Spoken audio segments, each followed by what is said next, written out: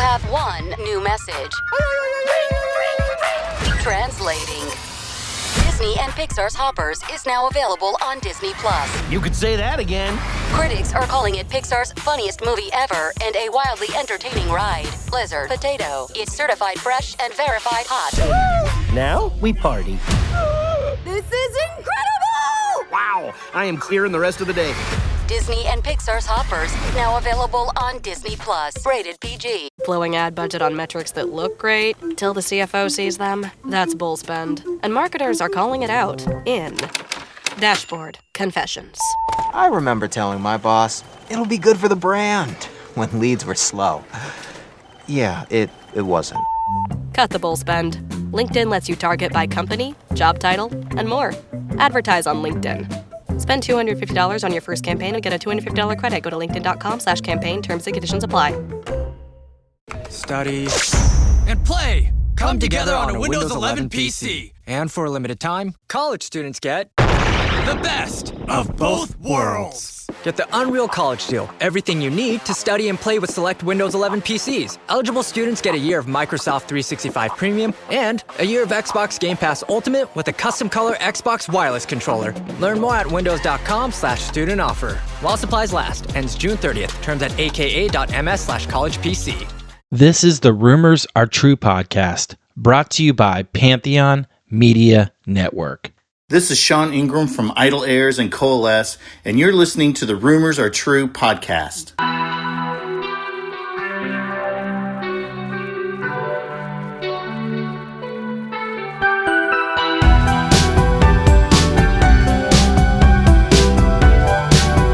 Welcome, this is Jeremy Allen Gould, and I'm coming to you today to confirm between God and of man that the rumors you have all heard are true. I started this podcast to have a platform for the bands and artists that I've worked with in the past, as well as new musicians and artists that influenced myself and many others. The Rumors Are True podcast is an opportunity for the artists to tell their story their way. I'm still in the business of confirming rumors. I still love a good conversation, and I still freaking love music. So thanks again for joining me on this journey, and I hope you like what you hear. With that said, the rumors are definitely true.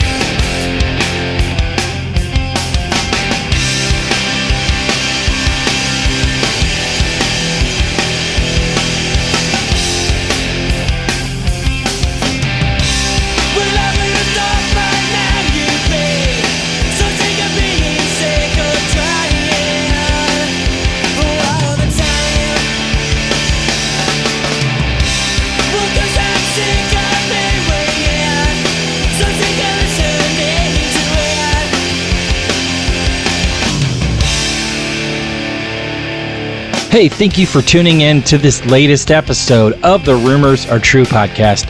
My name is Jeremy, and today I welcome Chris Daly. You know Chris from the bands Texas is a Reason, Jets to Brazil, 108, Ressurection, and about a billion other bands. So honored to have Chris on this podcast to bring me through his journey through music, as well as what he's got going on currently. So I hope you enjoy this latest episode with Chris Daly.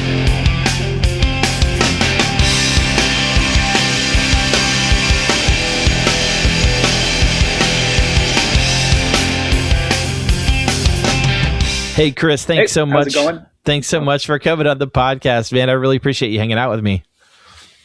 Yeah, man. Happy to be here. Absolutely, man. Tell me what's going on in your world currently. What's new in your world? I mean, got a lot going on, but it's all good stuff, you know, despite, you know, the craziness of the world. I think a lot of people, I hear the situation is that, you know, people are having pretty productive years, you know, in the chaos around the world going on, but in my world, I'm a father of 2 teenage kids, married, family guy, that's kind of first thing in my life, taking care of that and those responsibilities. I'm also a hairdresser. I cut hair, and I have my own business where I go to people's apartments and houses and cut their hair in their house. That kind of came out of COVID. I worked in hair salons for about 15 years up to COVID and had built up a clientele, good clientele by that point. And, things were changing at that point. My clients started asking me, they're like, is there any way you just come cut my hair in, my apartment? And for me, that seemed like a real nice opportunity to get out of the salon as well, because it just wasn't doing it for me. Working in the city, commuting. I live in New Jersey, just outside the city. It's commutable, but it got taxing after, 10 years. So it allowed me an opportunity to kind of become my own boss. And I was doing that for a while I was building up that business. I was managing a health food store.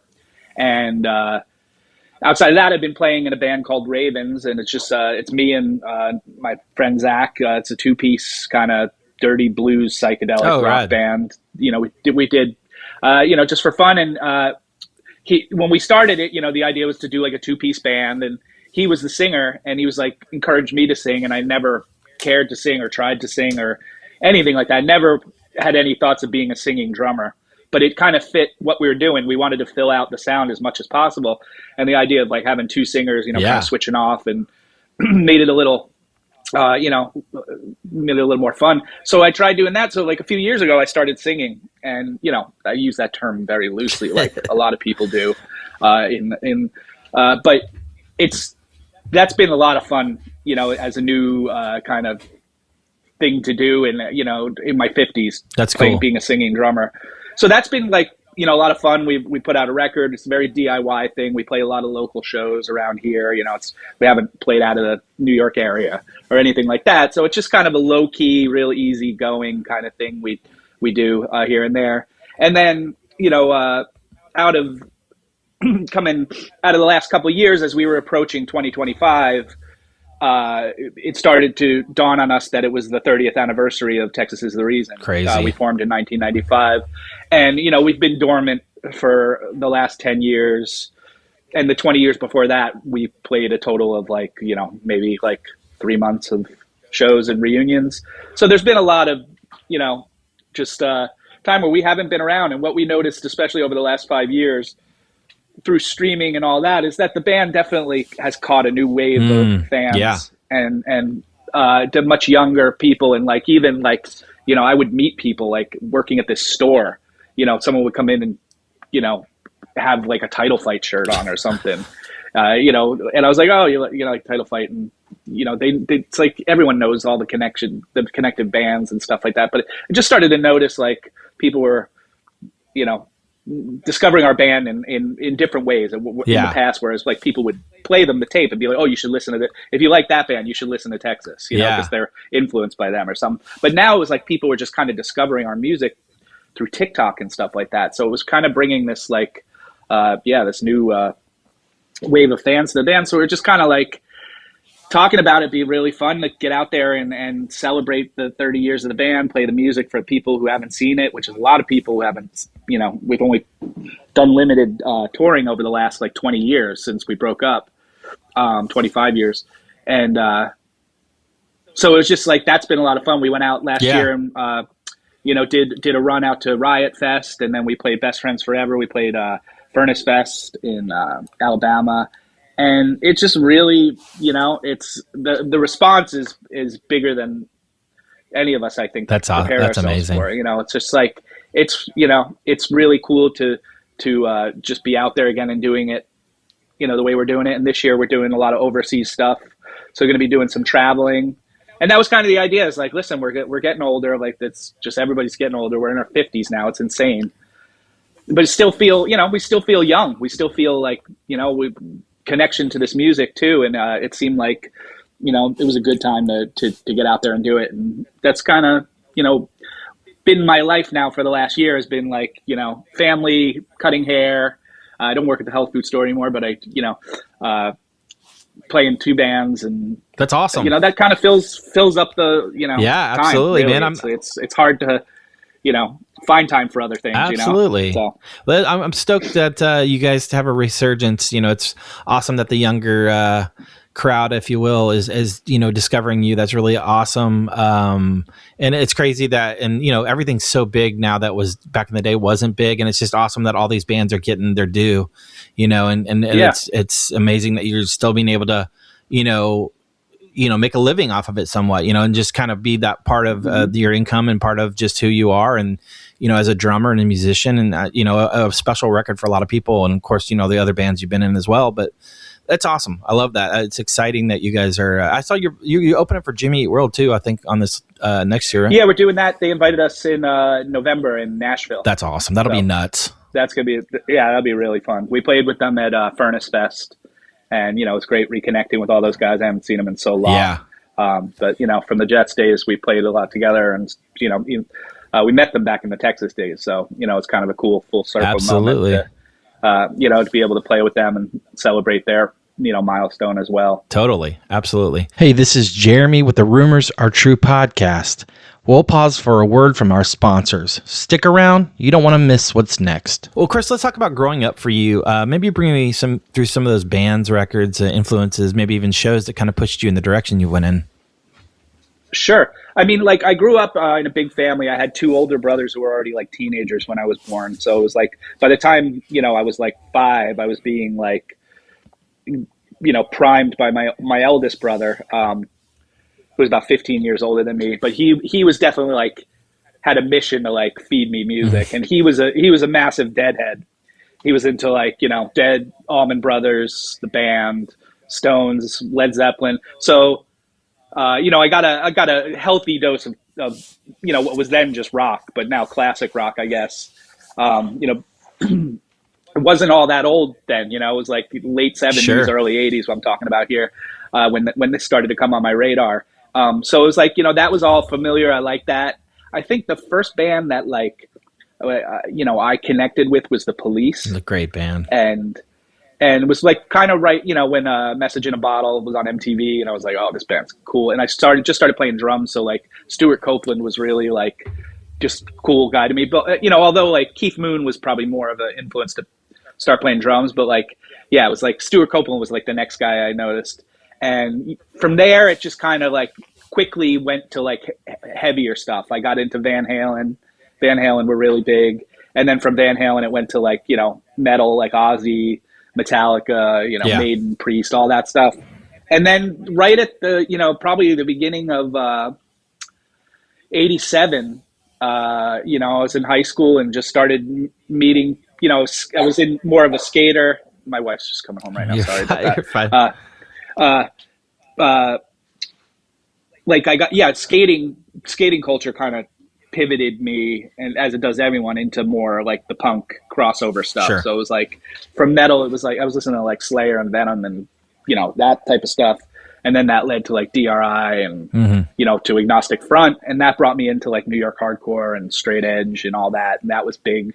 And it was literally right, I mean, talk about a time to get into that. This is beginning of 87. Wow. So by 88 I was fully immersed in New York, New Jersey hardcore. I was fully straight edge. It was the glory years of Sure. that. I mean, literally the golden age of that. Going to the I was going to CBGB's matinees, going to the Anthrax up in Connecticut. City Gardens in Jersey was our regular spot. It was just an amazing time to be that age in that world. Because it's just every weekend was a new adventure. Sure. We'd drive 2 hours this way, 2 hours that way, 2 hours into Pennsylvania, and you just see all these amazing bands. And so it was probably senior year of high school. It was spring of 1990. I went to go see Judge at City Gardens, and they were filming a video for Where It Went that night. And that was the big to do. Judge is filming their video at City Gardens. How I don't, it's crazy because it's I don't know how that word got around. Yeah. And then, Yeah. but there was no source of it. Sure. It was whispers, but it got to, that word of mouth got to everyone. I was in suburban New Jersey, and it's like, oh, judges film in their video. I don't know who gave us that information, but like, it wasn't even on the flyer yet. It was just like whispers. But yeah, so that was like, that was the show to be at. And I literally walked in the door of City Gardens, and probably within like 2 minutes, there was someone there who handed me a flyer. It was all like graffiti style, hand drawn, and it said, established hardcore band looking for drummer. Wow. Looking for serious drummer. Must have chops and all this stuff. And I'm like, and at that point I'd been playing, for about 8 years, and, I was playing with some friends, but we were just playing like covers and stuff like that. But my two friends were like, dude, you should call them. And I was like, it's just like one of these things. So I went back and I just talked to the guy, and I was like, oh yeah. I'm like, where are you guys from? And it turns out, they were all half hour from where I lived. And, so I was like, oh, cool. So this was the band. They were called Out of Hand. Okay. And I went down, tried out. It wasn't I played a couple songs, and they were like, cool, you're in. You got it. And so we and my friend Dan, who drove me down there as well, ended up playing bass too. So it was like easy, because the bass player's like, I think I'm going to leave. So it was like, so that was my first band. And it was senior year. It was like literally spring of senior year. So like for spring of senior year, I was playing in a hardcore band. We went and recorded a demo. I remember putting the demo together at our singer's mom's office. And it was just so cool. That was my first experience with that DIY, approach to things. Sure. And like that you could actually do this and like put out your own tape, like as unglamorous as it was, it felt like amazing. And so we only played a few shows, and by summer we were broken up. Like really, it was fast. But by the end of the summer, we were like, oh, it was done. And then that fall, a few months had gone by. I started like county college. I wasn't really thinking about playing, in a band again, because it was just like I didn't know who to play with or what to do. And then out of the blue, my friend Scott, who was the guitarist of Out of Hand, called me, and he's like, hey, I just started this new band with Ari from Enough and Upfront.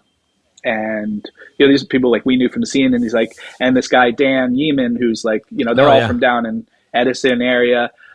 He's like, but yeah, we started this band and we need a drummer. And I was like, cool. So I went and played with them. And I remember I went, and Ari was, playing drums, like because he's a good drummer. He's a great drummer. Yeah. So like when I went, he showed me the songs. Because they had wrote these songs, and he showed me how to play them, and I kind of just mimicked what he was playing, and I was like, cool, got the gig. We got a drummer, because this was like Ari's first, time from behind the drum kit singing. And that band turned it, like we ended up calling it Lifetime.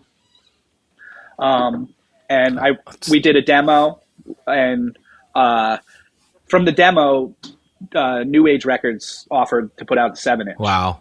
And by the time the band was getting to record the 7-inch, I was just not gelling with them. I was, it was just not a good match. I think I was more into like heavy stuff. Sure. And they were moving more into the melodic end of things. When we started, it was like really hardcore, but yeah, it was like, for me, I was like, I couldn't keep up with the things that, the things they were listening to and influence. I was like, I'm not into that at all. But I liked being in the band. It was fun, the camaraderie and stuff. But yeah, it just turned out I wasn't a good fit. So I actually got asked to leave Lifetime. And literally within 24 hours, Rob asked me to play in Ressurection. Because Ari was actually the drummer of Ressurection, and he was quitting to sing for Lifetime full time. Yeah. So it was just a perfect opportunity for me to just move over. And so I literally, within 24 hours, I was in Ressurection. That felt really good. Definitely helped, heal the bruise of getting kicked out of the band. Absolutely, man. You like being it. But it was, in hindsight, it made total sense. Totally. And I've had to kick people out of bands, and it's not a fun thing to do, but it's a necessary thing for, sometimes when you see like where you want to go with something, and so it literally worked out, I think, best for everyone. Sure. Like Ressurection and Lifetime.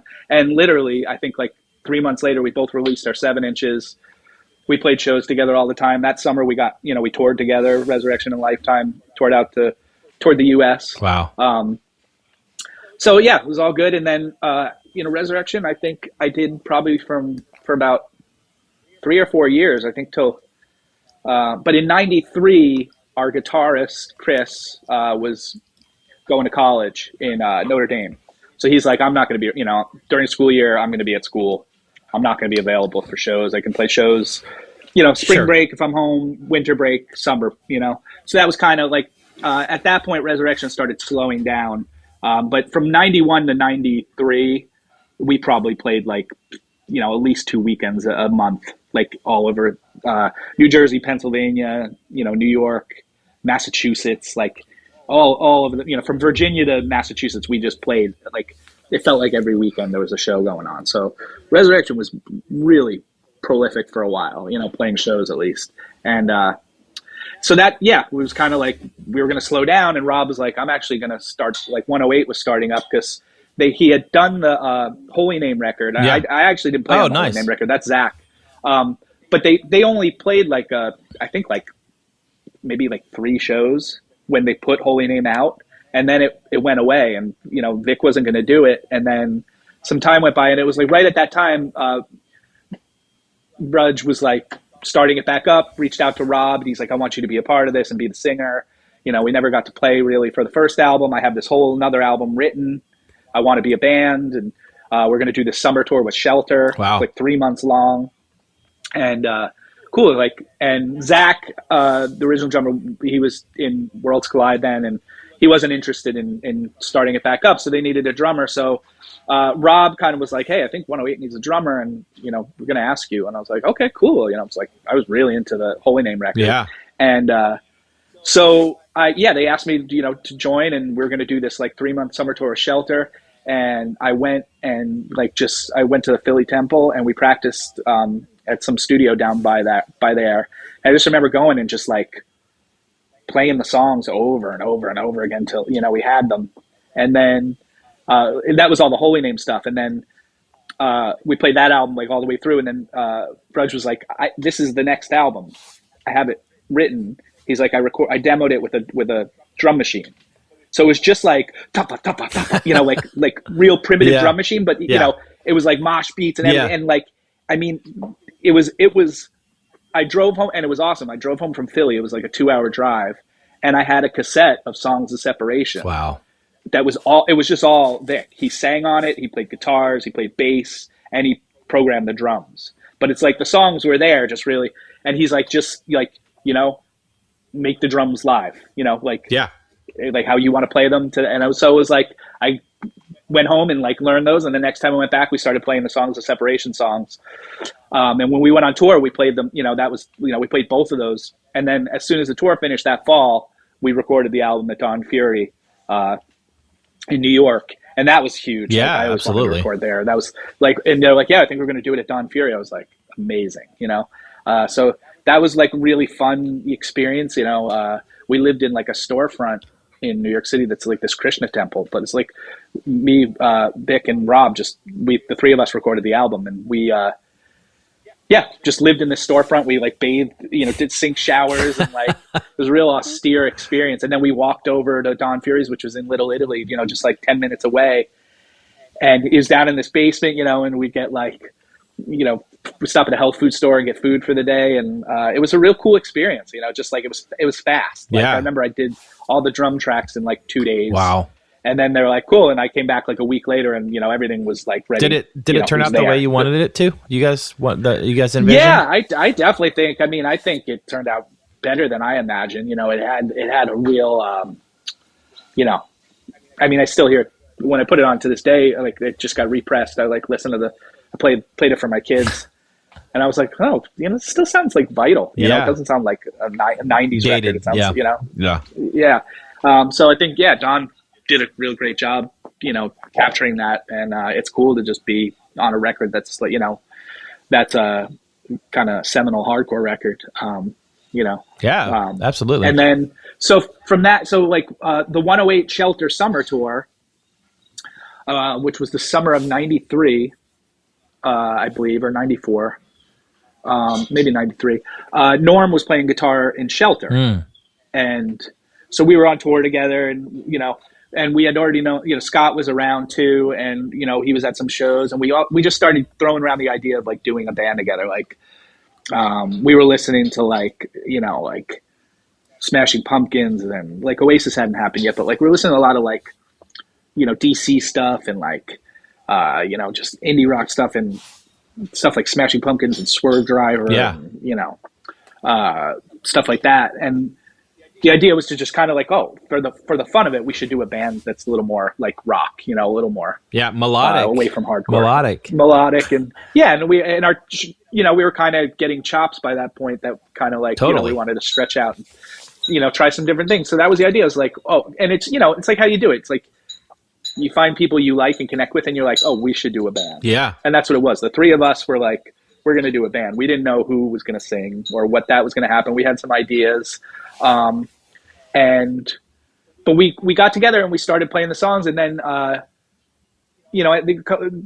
just like we were trying to figure out a singer, and,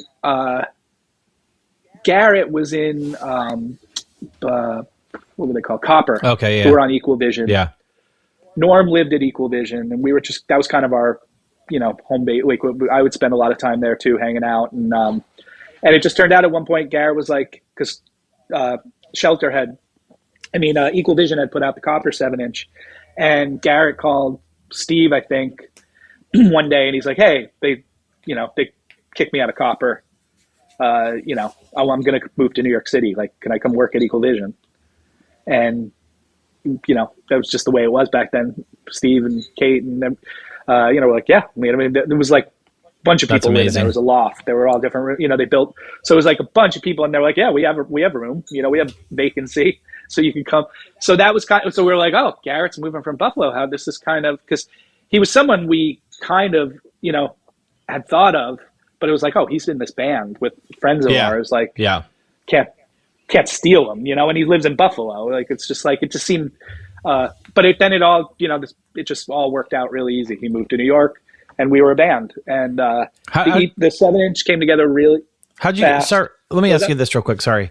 I just don't want to go too far. Where'd the band name come from? And you obviously wind up signing with Revelation. Why not Equal Vision? Yeah, it's a good question. So the band name, we had, thrown some ideas around that just weren't good. They were all like single word kind of 90s, boring stuff. That sounded a lot like what was going on at the time. And what really it came down to was we had our first show booked, which was at the Equal Vision Loft. We were just going to play a little party there, and it was going to be us and Samuel, and we didn't have a name. And I was living in New Jersey at the time. They were all in New York, and they called me. They're like, "Hey, we got a name." And I'm like, "Oh, do we? Tell me what, and they're like, "Texas is the reason." And I was like, "From the Misfits song?" Like from Bullet, Texas is the reason the president's dead, was the chorus. And I was like, turned out it was like someone from the Van Pelt that kind of had it as an idea of the band name. Someone asked, like, "Do you have any band names?" Like, "Yeah, Texas is the reason," was something we were throwing around for the Van Pelt. Wow. From what I remember. And and they were like, "That's," and I was just like, I didn't know what I thought. It just seemed weird to me. But I was like, everyone else was so psyched on it. I was like, I don't have anything better. Yeah. So that was just kind of it. We played our first show as Texas is the Reason, and it just kind of stuck. And I think like at the time, it definitely like made us stand out a little bit. Totally. Because a lot of bands just had those monosyllabic names that were, an inanimate object or something like that. And it was like, we had this, kind of like, what is it? Is, that's people always be like, for what? Yeah. What is it the reason for? Yeah. And be like, it's not the point. It's just, but then eventually it just became our name. And I think it just kind of worked for us. It was a little left to center. And so we, that band just took off like wildfire. I mean, like it was, we just went to go record the demo to hear what it sounded like. We had those 3 songs. Our friend Brian was up in Boston, and he's like, "You can come record in my house. I'll record you guys." Wow. For cheap. And we were like, "All right, cool." So we made a plan to go up and record with him. We recorded the songs, and like we tracked them and one weekend, and we recorded the whole thing from Friday night to like Sunday night. We were driving back to New York, listening to the tape in the car over and over, like, this sounds good. Like, it's just like recordings with that, even like they always just sounded like really like sharp and like, like, I don't know, like high end, and it just sounded like together. It sounded like a big body of music together, like it was all cohesive, and it was a cool thing to hear, and it was really encouraging. But we were just like, wow, this sounds like we were psyched, and that's like we couldn't wait to play it for our friends. And there was something we noticed, like when we'd play it for our friends, like there was just this thing where just when there's a music that's just a little bit different than everything else, or a little bit more like you haven't. It was that type of reaction from him, like they were, maybe probably a little surprised that we made something that sounded like that, and but it was cool because we were just like, oh, this has some potential, I guess. Yeah. And really, really fast, because we lived at Equal Vision was like, we want to put this out. And honestly, if we didn't, that would have been totally, that's what we would have done. Like, no, that was a no-brainer. But what also happened was Tim Owen, who was doing J-Tree, who just, was starting J-Tree at the time. They had just had I think they had the Four Walls Falling LP out and like a couple singles at that point. They hadn't even, discovered the Promise Ring yet. That was like we played with them, gave them the 7-inch. Wow. And they were like, oh my God. So it was like Tim Owen was like, yeah, I want to put this out on J-Tree. So we were like, wow, Equal Vision or J-Tree, like those are both great options for us. Like we were literally like, holy shit, how are we going to choose? Yeah. And while we're in that predicament, Eric from Samuel, who was doing Art Monk Construction, was like, I want to put out the 7-inch.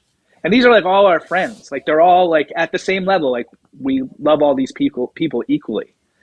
And we're just like, oh, this is really that's tough. Like, and we don't have enough songs to do 3 7-inches, or anything like that. So it was like, oh, so we're kind of like, how are we going to choose this? And while we were doing that, Jordan from Revelation had gotten it. I'm not, somehow. And he called and he's like, this has to come out on Revelation. And for all of us, that was just like, oh, well, that's just like, compared to the other, like even Equal Vision was like a young label at that point. It wasn't the label it is now. It was all three of them were very DIY, literally running out of an apartment. Yeah. Record labels. So Revelation kind of gave us an easy way to let all them down, because we were like, it's Revelation. They're an established label. They have a warehouse. They have all this employees, and it's just this is like for us to have this with the star on it is it's a big deal, big moment. And so that was just like wow, like we're putting this out on Revelation. Like it just seemed really like surreal, hard to fathom. And but that just kind of, I think, we just had all this stuff on our side where it was like tour, we just started touring. Like the first tour we did was with Shift around the US. Oh, great band. Then, we came back from that and toured with Sensefield, and then we toured with the Promise Ring, a couple times. And it was just like, we went to Europe with Sam I Am for 2 months in the summer of '96. And it was just from the fall of '95 till the winter of '97 when we broke up, like March or April '97, we just basically toured, and we somehow or another we wrote "Do You Know Who You Are" like at sound checks, and wow, let's sitting at coffee shops and like stuff like that, just talking about song ideas. And but we just like in between tours we recorded that and went back out. It was just never stopped playing shows. We were just always playing in New York City. There was always some, getting offered something really cool and different. And that was the thing. It was like, we played with hardcore bands. Like when we started, we played with like Snapcase and Bloodlet, and, Earth Crisis and Madball. And cause we knew all those people and we could play with them, which was, that was the '90s. It was like, the most melodic band could play with the most like beat down, heavy thing in it. But that was the, absolutely the event, like that was, so it was cool, like how Texas just we kind of fit in all over the place. We were a hardcore band, we were kind of an indie rock band. Emo wasn't a thing yet, so it was like we were in the New York indie scene, which was like Brownies and Dahlia Seed and Garden Variety, and we played with bands like them too, which is all hardcore adjacent. Yeah, punk totally. adjacent DIY. But yeah, it was a cool time to be doing that. That's awesome. Well, let's talk about the full length. Do you know who you are? You mentioned recording that kind of through that time period. What was the recording like for this? And did this record turn out the way you wanted it to? For sure. We went down to Oz in Baltimore, and we had chosen that place because Pony Express record was recorded there, Shudder to Think, and Jawbox recorded there, and For Your Own Special Sweetheart, and Jay was going to produce the record, so we were like, he was like, that's the place you want to do it. So yeah, it was cool for us. It wasn't too far away, but it was enough to go away. But it was, I remember it, being a pretty, for me, I think I was down there one weekend. I did the drums and I left because I had to go back and go to work in New Jersey. And I came back the next weekend and again, it was hearing a lot of it was done by that. We were listening to mixes at that point, and I was like, wow, this sounds massive. Yeah. And the room at Oz is massive. So, it made perfect sense going from the EP in literally a basement. I was literally leaning against a washing machine, Brian's washing machine in his basement, playing the drums to the Texas EP versus this beautiful, airy, open studio with wood floors and, there's 50 mics on the drums and just really stepped up. So when that album came out, even we were like, wow, this is such a departure. And a lot of people, I remember a lot of fans who were drawn into the EP were kind of shocked by the LP or it just didn't hit them the same way. And there was a lot of oh, the EP is better. And I was just like, the EP is a demo. And I listened to it this day. It sounds great. It stood the test of time, but to me, it's I can see the places we recorded, and that makes all the difference. And for what Brian did with that recording, it's amazing. And it sounds, we had it remastered for the 12-inch and I put it on. I'm like, oh, this sounds, to not cringe at something, I did when I was 20 years old. Yeah. I'm like, this stands the test of time. But the LP was it was, we road tested all those songs. Yeah. We were a touring band when we recorded that. So it was that we were a little, at a different level. But I remember, we were just totally psyched on how that came out. I thought it sounded really pro, and we had it was mastered in a really great facility. That kind of gave it a little extra, of that sonic value to it. But yeah, I think that just it kind of literally we're going on 30 years now with that record. At that record in the EP, we have, it's we recorded a couple extra songs, that we wrote back then and we recorded the last time we played, but we had just released them and we only played a dozen shows. So there was no response for those new songs. Whereas now when we play those new songs in our set, they get the same response that all the old songs get, which is kind of cool because they were on the discography, so they've become part of our repertoire now too. But yeah, no complaints about that album. It's and the other thing with Revelation, to have a label that's still around, they're still in business and they're still operating with the same ethics that they always did. And they've always been for us, they're always open to, when we came to them, we're like, listen, we're gonna get back for the 30th anniversary, 25 and 26, 25th for the EP, 26th for the LP. So we would love to reissue the EP for the 25th and reissue the LP for the 26th, and make special versions, some extra pictures and booklets, and that's where the idea came to expand the 7-inch to a 12-inch. Okay. And oh, cool. But that was, that's the type of stuff they were like, why don't we do that? Yeah. And looks great. They're just always amazing. Open to do stuff. And thank you. Yeah, it's our friend Glenn Mariansky who designed all that stuff. He from back in the day. He's still, close to us. So it was perfect. We were like, let's do a revamped version, new vision, and it's going to be a little bit of a collection. So, but yeah, it's just it's cool that like the record's never gone away. It's never It's a gone out of classic, print. dude. It's a classic. You know, it's like the vinyl's gone out of print for a while, you know, but people have always had access to that record from the same label, which is just really cool. And it's just remarkable that we still get to, you know, we get to play to more people now than we ever did, which is, for a band that, like, we don't market ourselves, like, you know, we just literally came back from out of the ether, and it's kind of cool to just see the response is absolutely pretty amazing. Working with Jay Robbins on this record, how was that? And did he bring a lot to the table for this record? It was great. You know, it's because I got to make more records with him. Like, you know, sure. I with the Jets records, those I was more, you know, I was closer with him. I think I was more involved in the situation.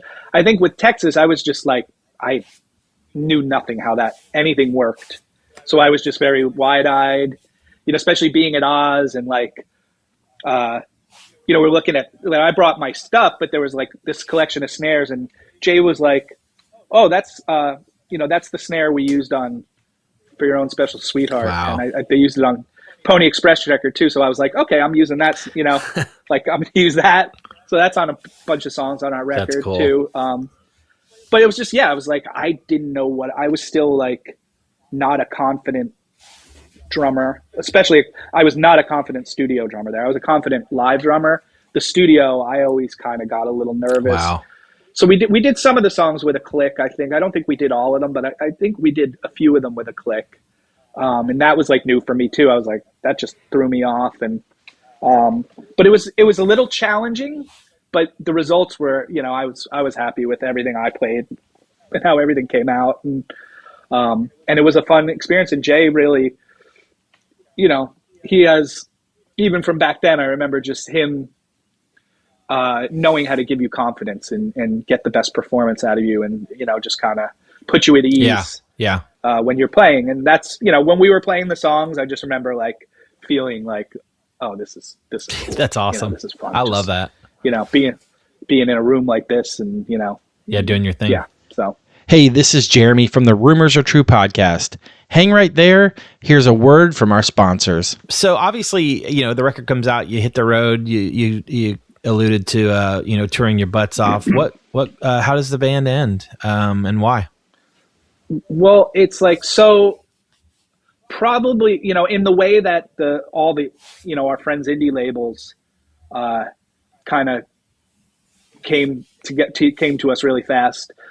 By the time we were getting ready to record the LP, we had started there were a lot of friends of ours who had actually gotten into the music business. So we had a few friends in our orbit who were you know, we had friends who ran indie labels. We also had a few friends who were A&R people from major labels. Mm-hmm. And they were friends of ours, the fans of our band. And of course, naturally, they were going to be like, I'd like, you know, a couple, like, one by one, they were like, I'd like to bring you guys to the label, you know, come talk. And we were just like, well, I don't know if, you know, we didn't know what we were going to do, what was going to happen, like what we were allowed to do, like, because we were signed with Revelation for 2 records. And they're like, you know, you guys are still allowed to talk to other labels. So, yeah, we were just like, everyone around us, like our friends in Quicksand and Orange 9, and they were all signed into labels. And, you know, Jawbox was on Atlantic at that time. Mike Gitter was a friend of ours who, you know, was their A&R guy. So it was like, we had enough people in that world to feel comfortable approaching it, to see, oh, if that's an option, you know, let's check it out. But I don't think we were, I mean, speaking by myself, I was not ambitious at that time. I wasn't thinking like, oh, I'm going to make it as a musician. Yeah. I was just like, this is what I do, and I'm going to do it. You know, no matter what, I'm going to be playing drums if I, you know, sure, no matter who puts out the record. So, but it was also exciting to go to a label and, you know, walk around and you get schmoozed, and we go out to lunch and you get to like raid the CD bins, the promo CD bins. That was a big thing. You just walk out of there, you know. And it was just kind of like this thing. Yeah, we just kind of were like, well, maybe we'll sign to a major label after we make our second Rev record, you know, like, why not? Like, if we're going to be a band, like, so we started to take that seriously. And we, by the spring, by the end of 96, early 97, I think we had decided we were going to sign with Capitol, and we were doing a headline tour of Europe in March. And when we came back, we were going to sign the deal. And basically, like the second Rev record would have come out on Rev with the backing of Capitol. Yeah. And then the next record would have been a proper Capitol, our debut Capitol release. But what was happening was, like, while this was all happening, you know, Interband, you know, there was just, I don't know, like, you know, I don't even know what brought it on, but I'm sure it's that we were young. Sure. We were overwhelmed. We weren't prepared for, like, what we were doing. We weren't really taking it serious. We were just kind of riding the ride, you know, and having, like, making jokes and having fun and, like, just not taking it seriously. And, you know, we were bickering more, and I just felt like a divide in camps in our band. Like, there was, like, just, you know, sure, some of us just didn't get along, and it got wider. And then we were in Europe. It just, you know, the seams were showing themselves, and, like, you know, you really see them things coming unglued. And it was like, we're gonna go home and sign a record deal and, like, have to keep going, be forced to, like, work, like, be forced to do that. Like, up till now, we've been doing this because we want to. It's been fun, but it was the thought of, like, oh, like, we're all gonna be stuck having to do this, like, and if we can't do this, you know. But it was like, yeah, I think, like, it was just obvious that we weren't gonna make it. And the guitar player was like, confided to me. He's like, I'm leaving. You know, I'm just telling you. He's like, I'm done with the band after this. He's like, I'm just not going to go on anymore. I don't, you know, I'm not happy. I don't see happiness coming with a record deal. And for me, I was kind of like this. I'm like, well, I'm not going to talk you out of it, because I don't have that in me to talk you out of it. And there was no thought of, like, oh, we'll replace that person and sign our deal. You know, that wasn't even something we even considered, because we weren't, like I said, we weren't ambitious. We weren't sure. like thinking like a business or you know, or even a, you know, a livelihood. It was just this fluke thing that we were all involved in. So I was like, well, it didn't happen yet, so it can go away. You know, like, it's better than you know, to sign this and then all be miserable and hate each other and be stuck doing this. Yeah. You know, so it just was an opportunity to walk away from it.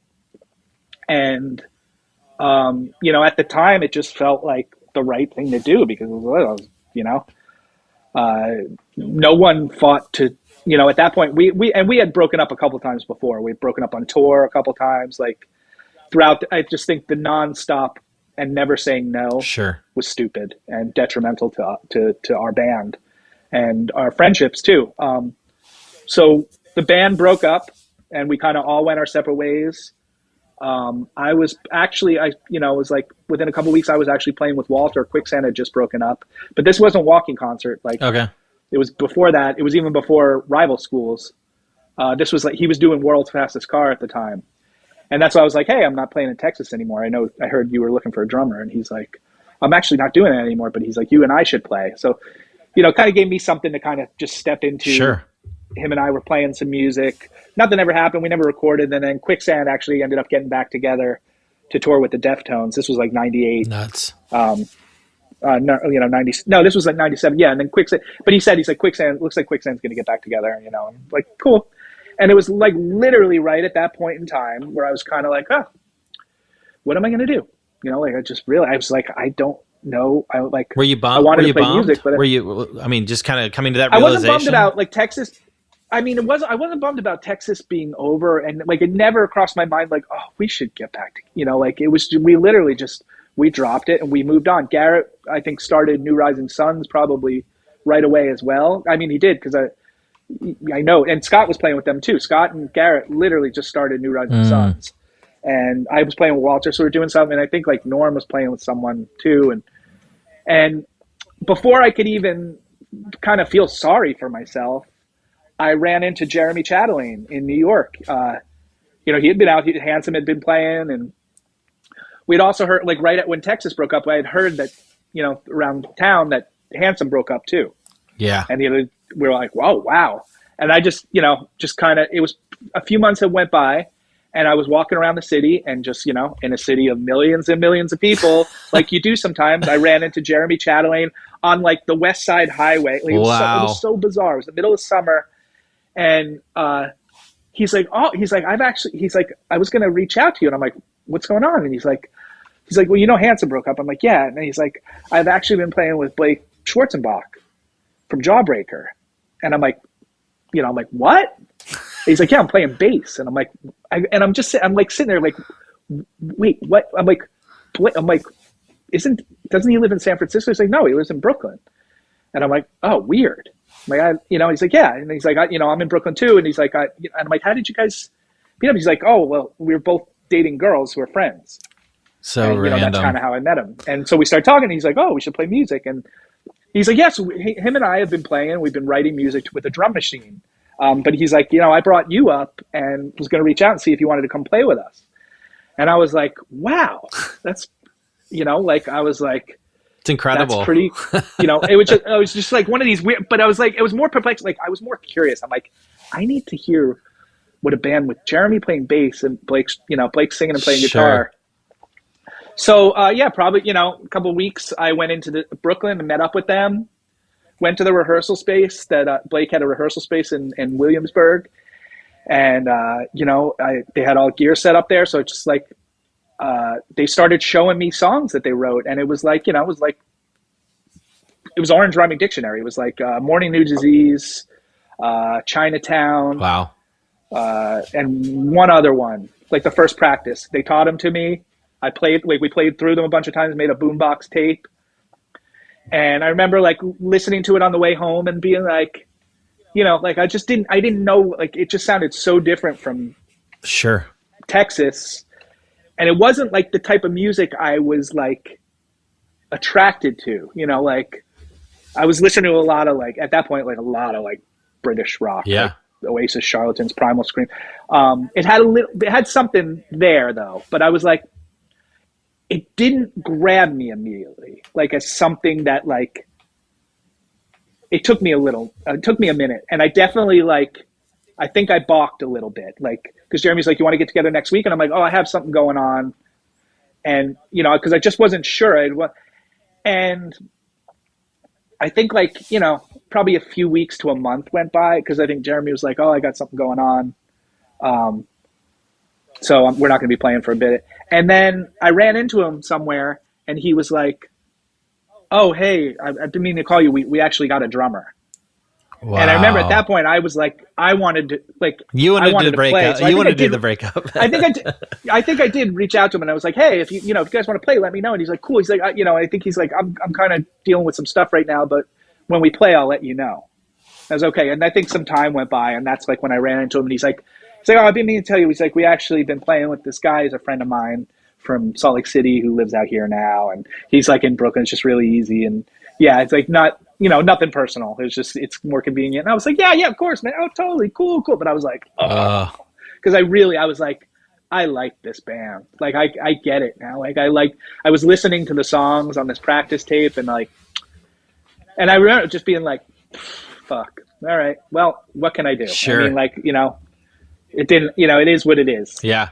And I mean, it wasn't much longer that Jeremy called me, and he's like, hey, yeah, it's not really going to work out with the guy we're playing with. And we're really hoping you would be coming back again, playing with us. And I was like, absolutely. Yeah. I'm like, dude, I'm so stoked, because you kind of broke my, I totally, we came clean. I was like, this is awesome, because I'm like, I was feeling a little bummed that I fucked up,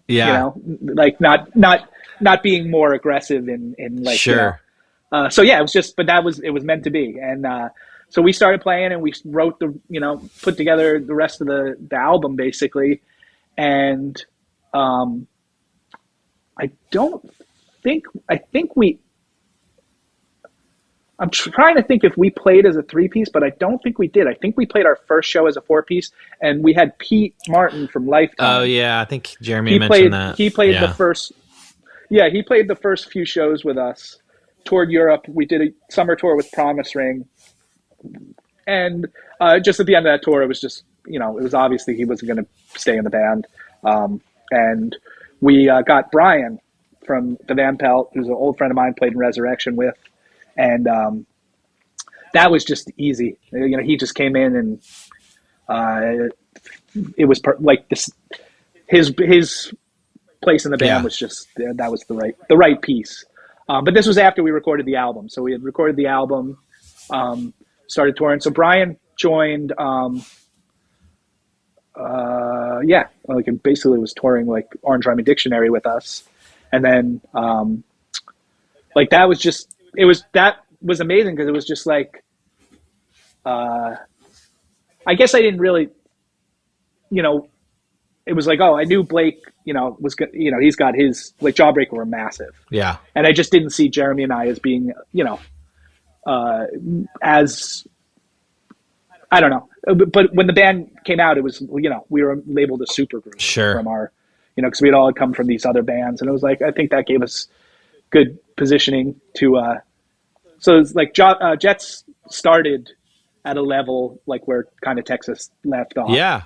Like, so it's like I didn't have to backstep or anything. It was just kind of like, oh, we're in this band. So we did one tour opening for the Promise Ring that fall, and then we just became a headlining band. And for the rest of the time in the band, we we opened up for bands here and there, but we always just did our own tours. We did our own thing. We kind of had a little, we always kept it kind of small and crew wise and stuff like that. And we like just kind of keeping a tight unit and, not overthinking things and making it easy. And it was really great, and I was like, well, when we were making Perfecting Loneliness, I was like, wow, man, we're making our third album. Like, it just felt so, like, I remember making a second album. I was like, wow, we made 2 albums. We haven't broken up yet. And I'm like, wow, we're making our third album and we haven't broken up yet.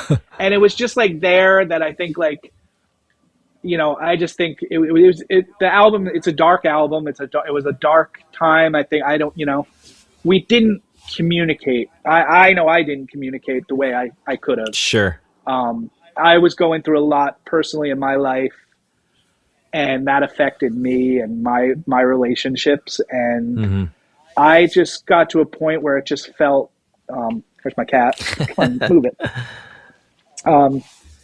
Where I felt like, it was just kind of like, I mean, where do we go run from its here? course. Like it was kind of like we cut off any sort of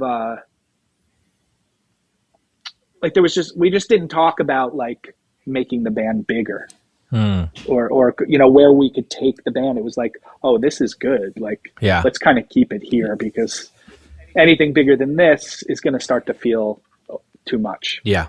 But then it started to feel like we were just on a hamster wheel of like, we'd make a record, we'd play the same venues. Yeah.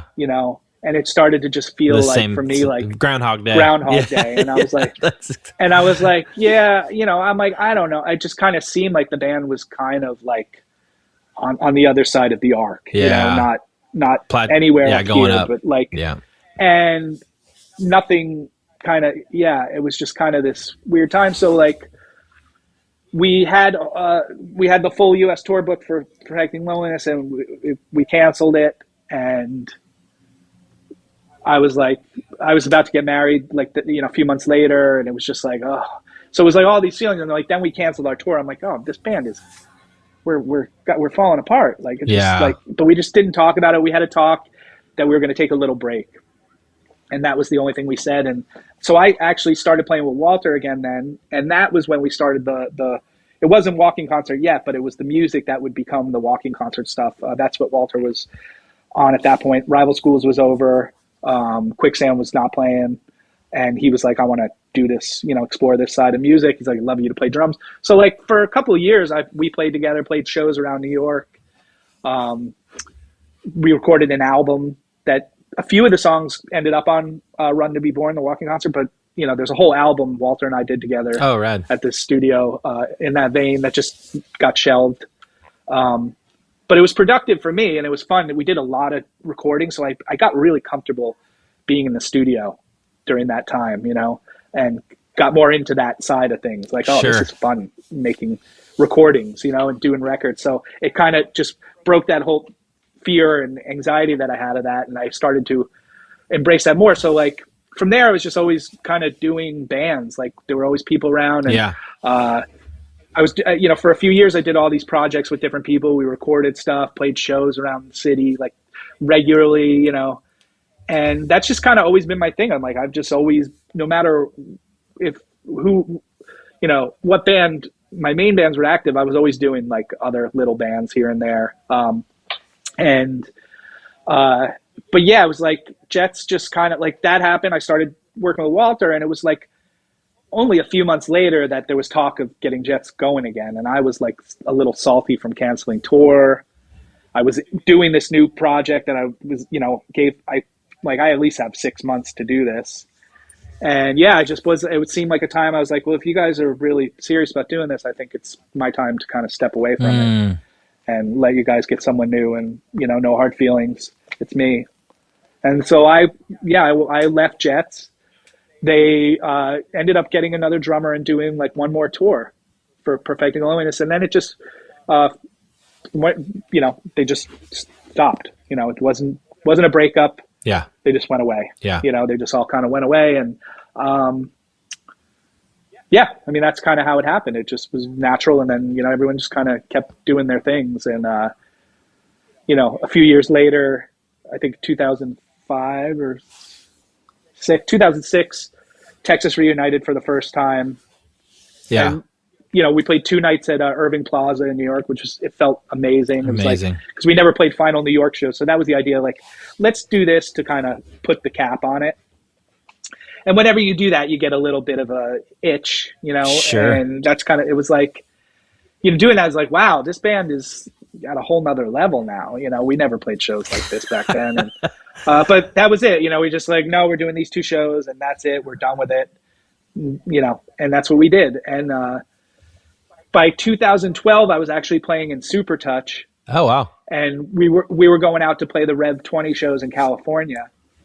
And while we were out there, people who put that on were like, how do we get Texas to do the New York shows, like in the fall?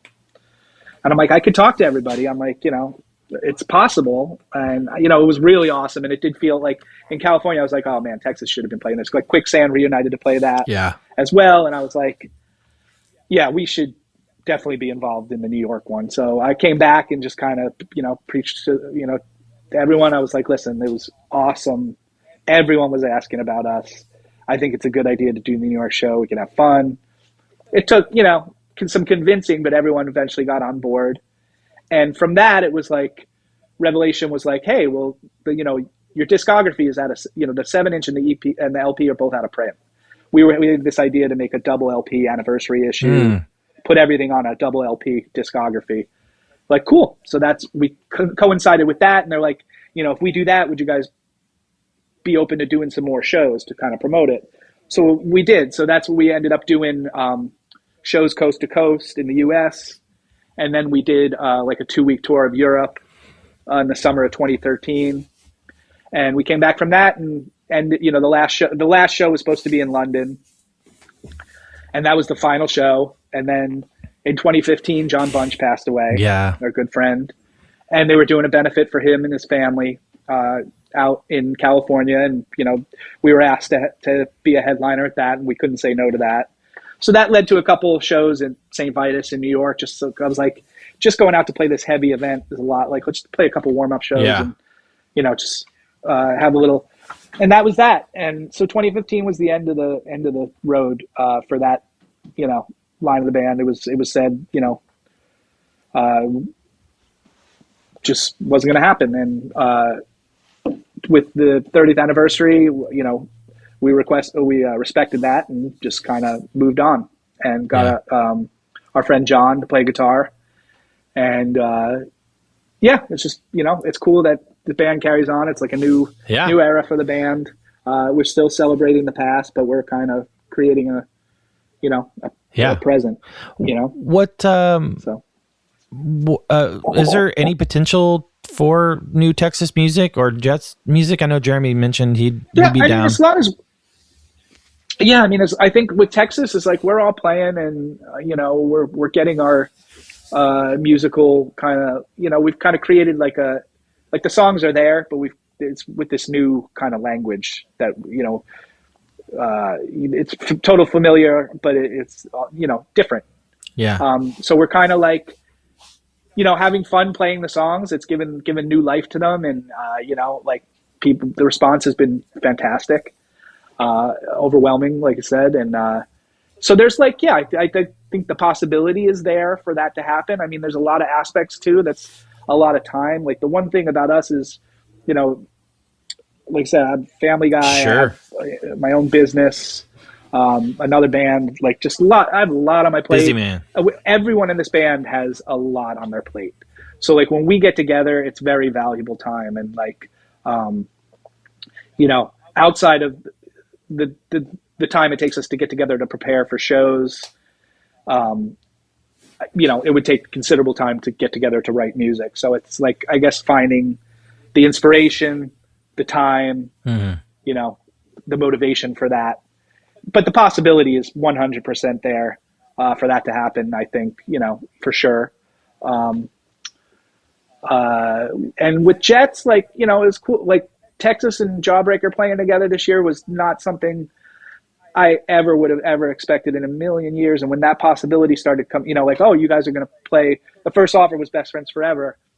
And they're like, you guys are going to, co-headline or, penultimate headline under Jawbreaker on Saturday night. I was like, wow, that's going to be wild. Like, yeah.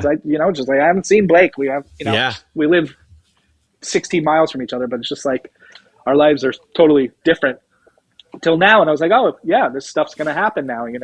Start. So, I mean, it's just like, I cannot tell you that it was just really comforting and beautiful, and just felt so good to see him. That's awesome. And to run into each other, have smiles, and I could see both of us have come a long way since the last time we sat and talked together. And he's just like, I'm like, yeah, I'm fun. He's like, I'm having a blast. He's like, this is great. And I'm like, yeah, me too. This is, he's like, it's like, look at us. Like, we're having fun, And so I definitely think the possibility for that is always there, as long as we talk, we have a little chat, and, we reminisce and share pictures about the past and stuff. So, again, I think it's just a matter of opportunity, time. I think, for Jets, I think it would be an offer for something that would make us be like, hey, should we consider this? Sure. We have time to do, we know the logistics of geography.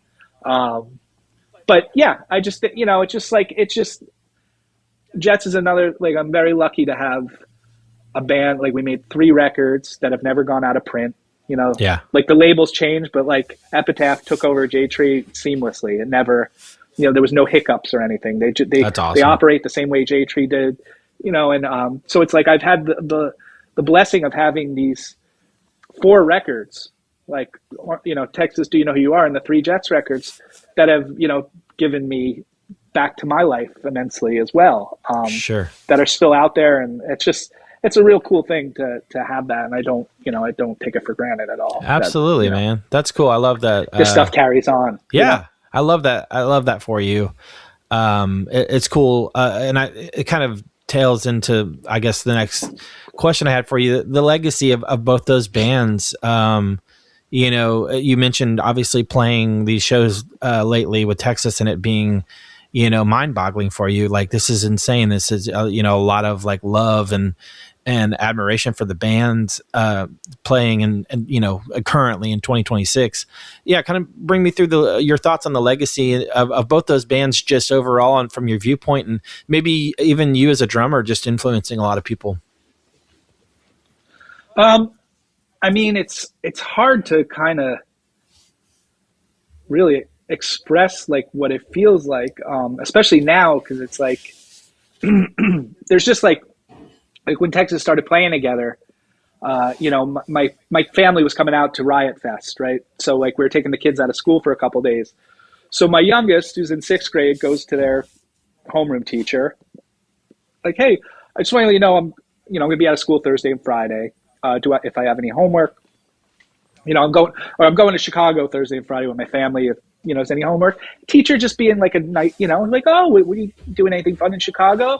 And like, oh, my dad's playing a concert with his band, and we're going to go to museums and stuff like that. And the teacher's like, your dad's playing like, he must be in a big band. Like, what's his band? And my kid, not having any like, sure, just like, oh, he's in Texas is the reason. Like her, 30-year-old and 40-year-old teacher was like, your dad is in Texas is the reason, and like he knew the band. So it kind of blew my kids' mind because they're like, Dad, they know, like they're a fan. Wow. I'm like, that's awesome. That's I'm like, incredible. Yeah, like, but like stuff like that happens like a lot, with Texas and Jets, just like, especially like living out here. But what I find is like friends' parents, like kids, hang out with kids' friends' parents, and they're like, oh, you're in a band, and I tell they either know one of the two. Sure. And so it's like, it's cool because like, I also know that in the grand scheme of things, or I don't really know, but like, I guess for me, I still see us as like really cultish underground bands, sure. But I think like, yeah, if you were, in college in the 90s and 2000s and, you probably like some band that we rub shoulders with, you got into them, you're gonna hear us somehow or something like that. But yeah, it's cool. It's Texas legacy is like it's I know like a lot of it's still like attached to hardcore music. I think sure. Like I still think we're kept in that world, like that's where we come from, and that's but we definitely have this side of us that has this appeal to people who don't know anything about that world. So we have that too, people who just like guitar rock or something might hear us and appeal to them. So and with Jets, it's just it's just I see people talk about, I read things people talk about bands. I see like people have like there's like a Facebook Jets Jawbreaker group occasionally that shows up. I don't follow it, but it shows up in my feed occasionally, and I'll find myself like going down a little rabbit hole, like reading what people, and I'm like, oh wow, people are talking about this, like it's weird, like just you have this band that people talk about, sure, have opinions about, or but yeah, it's just like it's just a cool thing to have, these records that we made have just so much lasting life impact, which I see, yeah. And that's, as a musician, as someone who creates music and, still like, I've made records that like, I couldn't get people to listen, like literally, will be like, what do you think of this? And like close friends, like, just never even responded, like, and it's like, that just kind of like, all right, cool. You don't like it. Like you could have lied or been like, oh, it's rad. Sounds good.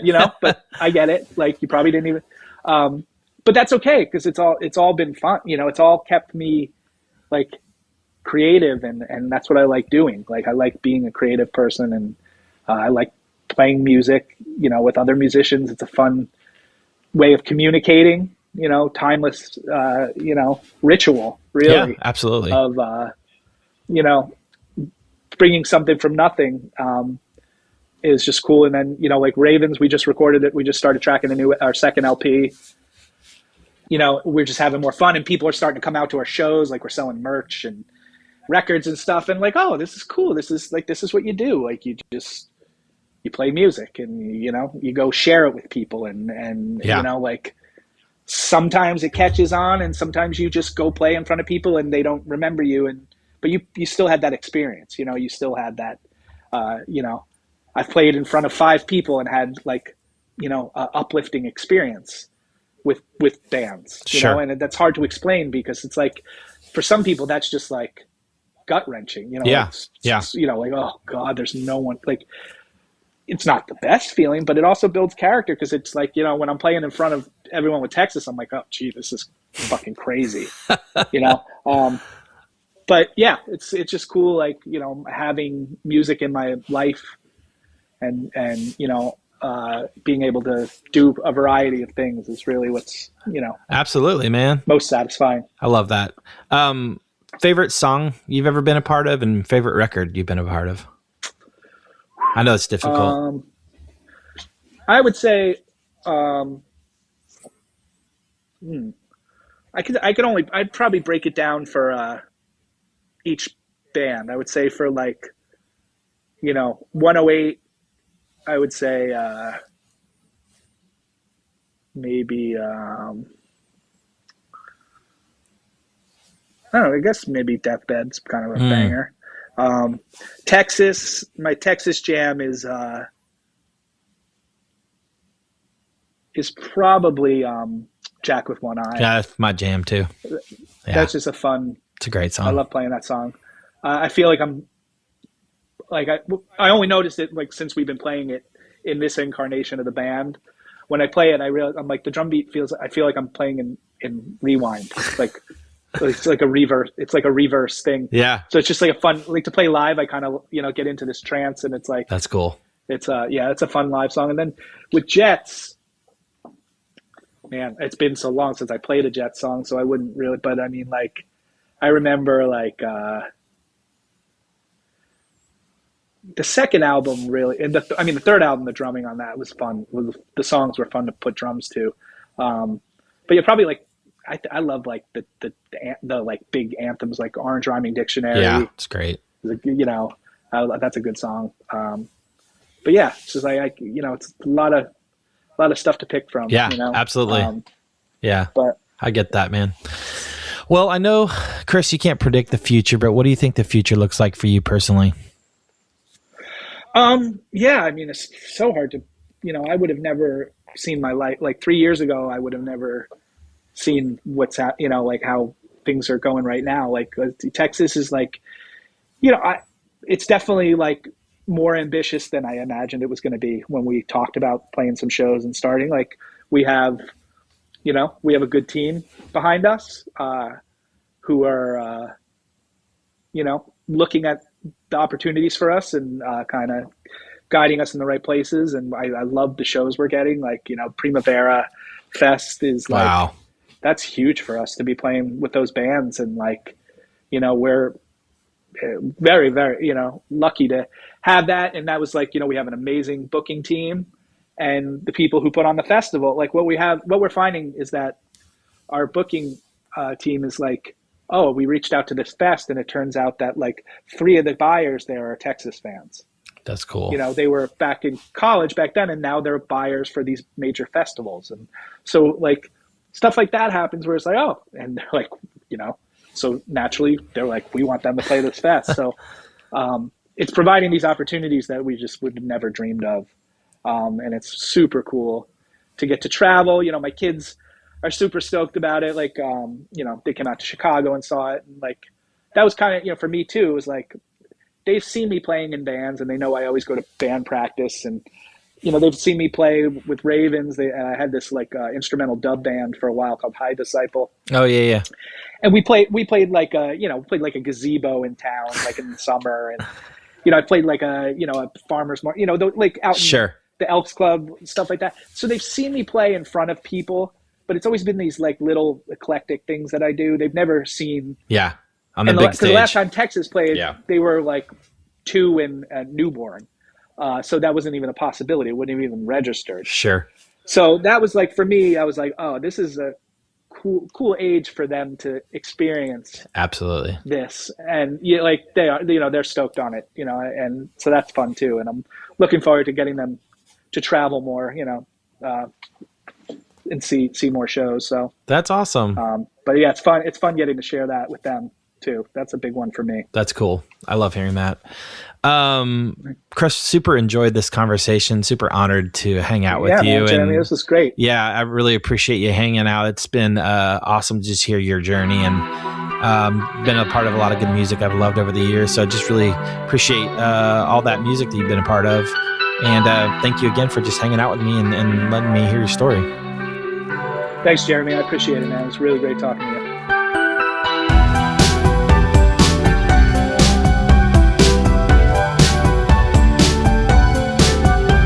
Hey, listener, thank you so much for listening week in and week out. I really appreciate it. It's been an honor to not only do these episodes, but talk to who I've talked to. So I'm really grateful for that. And just you guys, obviously, messages, likes, subscribes, all that stuff. I really deeply appreciate it. If you'd like to add me on Instagram and Facebook at The Rumors Are True Cast, or go to the website, www.therumorsartruecast.com. There's links for the episodes, and you can also listen to it on the website as well. So thank you for that. Got a Patreon coming up very soon.